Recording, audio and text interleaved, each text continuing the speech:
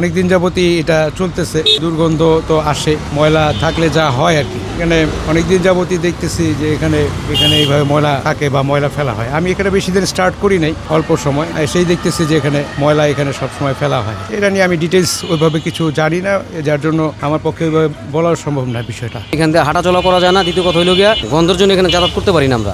এটা যদি বলতে যাই তাহলে মনে করেন যে এটা বলতে গেলে আমরা খারাপ। দ্বিতীয় কথা এটা আর ওই যে যারা ময়লা নেয় আপ ডাউন করে তাদের সাথে মনে হচ্ছে গ্যাঞ্জাম লেগেছে আর এরা গাড়ির দিকে আসে। এখন আমি বইলা দেখা গেছে একদিন আমি বলছি, একদিন আমার সাথে প্রায় একটু হয়ে গেছে ময়লার সাথে। ওই পাশে আমার একটা দোকান, আমার এক বন্ধু দোকান দিছিল, ওই দোকানটার জন্য গন্ধের জন্য দোকানদারি করতে পারে না, দোকান ছেড়ে দিতে হয়েছে। এটা নিয়ে আমি কথা কইছি, এরা মার্কেটিং করতে ময়লা লোকজন এসে মনে করেন গাড়ির দিকে আসে। আর এটা আমি কারে বলবো বলেন?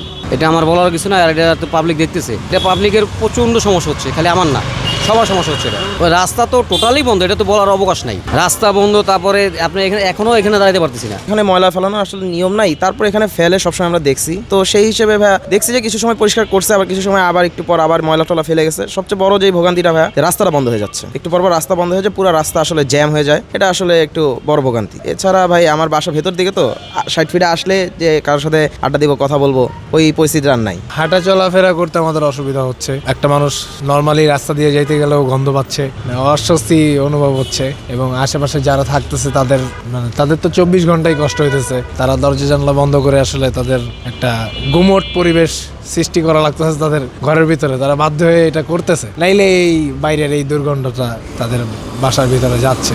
3-4 দিন ধরে এগুলো ফেলা হচ্ছে। তো এখানে গন্ধও মোটামুটি হচ্ছে, সমস্যাও হচ্ছে, অনেকজনে অনেক কিছু বলছে। এখন আমরা চাচ্ছি যে এগুলো যেন খুব তাড়াতাড়ি এই জায়গা থেকে সরিয়ে ফেলায়, এটাই বলার আছে, আর কিছু বলার নেই ভাইয়া।